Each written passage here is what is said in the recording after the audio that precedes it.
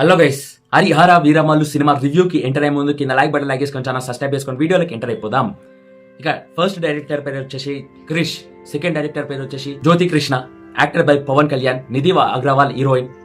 Cinema screen ప్లేలో plus ఉంది, మైనస్లు ఉన్నాయి. సినిమా కథ మెయిన్ పాయింట్స్ వచ్చేసి మన హీరో ఒక దొంగ ఉంటాడు, మన గోల్కొండ నవాబ్ ఏమో కోహినూర్ వజ్రాన్ని తేమని చెప్తాడు. సెకండ్ హాఫ్ లో హిందూ ధర్మం గురించి పోరాడే 5 మంది గురువుల కాపాడానికి వెళ్తున్నా అనే ఒక స్టోరీ బయటకు వస్తుంది. అదేవిధంగా క్లైమాక్స్ సీన్ అనేది సినిమా స్టోరీ పాయింట్. ఇవే కీ స్టోరీ పాయింట్స్ అని చెప్పుకోవచ్చు. సినిమా నడవడానికి ఆధారం ఇవే, ఈ ఫస్ట్ పార్ట్ అవుతాం. కానీ ఈ సినిమా కంప్లీట్ 2 గంటల 30 నిమిషాల సినిమాని ఇంటర్వెల్ దాకా చూసినట్టు అనిపించింది. సెకండ్ హాఫ్ ఎప్పుడు చూడాలన్నట్టు కొట్టింది. అంటే మనం ఏ సినిమా చూసినా ఇంటర్వెల్ దాకా రాగానే ఒక సస్పెన్స్ వదిలిపెట్టేసేస్తారు నెక్స్ట్ ఏమవుతుందని. అదే విధంగా ఈ సినిమాని వదిలిపెట్టేసారు భయ్య క్లైమాక్స్ లో. అయితే పవన్ కళ్యాణ్ గారు ఈ సినిమాలో ఎంట్రీ సీన్ లోనే అద్రగొట్టేసిండు అని చెప్పుకోవచ్చు. నిజంగా మాస్టర్ ఆర్ట్ ఫైట్ సీన్స్ తో సినిమా ఓపెనింగ్ షాట్ లో ఫైటింగ్ సీన్ తో అద్రగొట్టేసిండు అని చెప్పుకోవచ్చు పవన్ కళ్యాణ్ గారు. అదేవిధంగా చాలా చాలా డిఫరెంట్ గా ఫైట్ సీన్స్ ఉన్నాయి, చాలా రిలేటెడ్ గా సీన్స్ గిట్ట క్రియేట్ చేశారు అని చెప్పుకోవచ్చు. అంటే స్క్రీన్ ప్లే చాలా వండర్ గా క్రియేట్ చేశారు.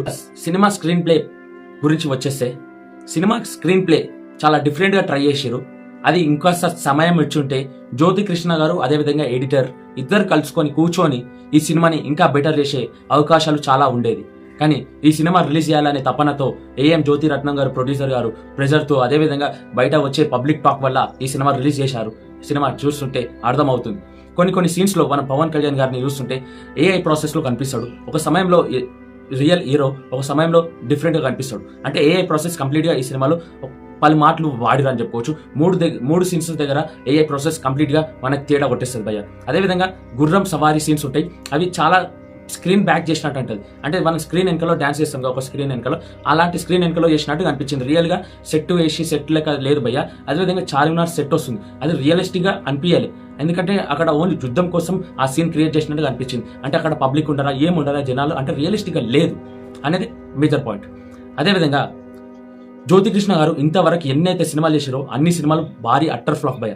కానీ భారీ ప్రాజెక్ట్ తీసుకుంటూ హరిహర వీరమల్లు సినిమాని పాన్ ఇండియా స్థాయిగా ఈ సినిమా రిలీజ్ అవుతుందని తెలిసి గిట్ట ఈ సినిమా చేయి పైన పెట్టుకొని బాగానే హ్యాండిల్ చేసి. ఇక సినిమా బాగుంది ఎందుకు అంటున్నావు భయ్య అంటే, మనం ఎన్నో రకాల సినిమాలు చూసినాం, కానీ అన్ని రకాల సినిమాలకి కంప్లీట్ గా ఎండింగ్ సీన్ లో fighting scene or emotion touch ఇచ్చి వెళ్ళిపోతారు. ఈ సినిమాలో ఒక ఎమోషన్ టచ్ తో ఈ సినిమాని ఎండ్ చేశారు. మ్యాక్స్ లో ఆ సీన్ కోసం ఎంత విఎఫ్ఎక్స్ పని చేశారో, అది కొద్దిగా ఒక సీన్ ఉంటుంది, మన హీరో పైన ఒక కట్ట పడుతుంది, ఆ కట్ట లేపే దగ్గర విఎఫ్ఎక్స్ సీన్స్ చెత్తగా పోయిందని చెప్పుకోవచ్చు. కానీ ఆ సీన్ మాత్రం సినిమాకి హైలైట్ అని చెప్పుకోవచ్చు.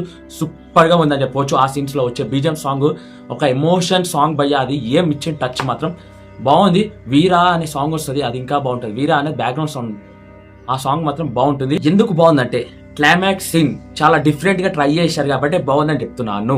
5 ఏళ్ల కష్టం నుంచి సినిమా రిలీజ్ చేయాలనే ఆలోచనలు చాలానే పడ్డాయి ఈ సినిమాలో. ఆ సినిమా సీన్స్ చూస్తుంటే కనిపించింది పూర్ విఎఫ్ఎక్స్ పని ఉందని చెప్పుకోవచ్చు. అదేవిధంగా ఏ ప్రాసెస్ చెత్తగా చేసేసారు. నిధి అగ్రవాల్ గారి యాక్టింగ్ మాత్రం సూపర్గా ఉందని చెప్పుకోవచ్చు. తనకి మాటలు అవసరమే లేదు, ఆ సీన్స్ గురించి చెప్పే అవసరమే లేదు.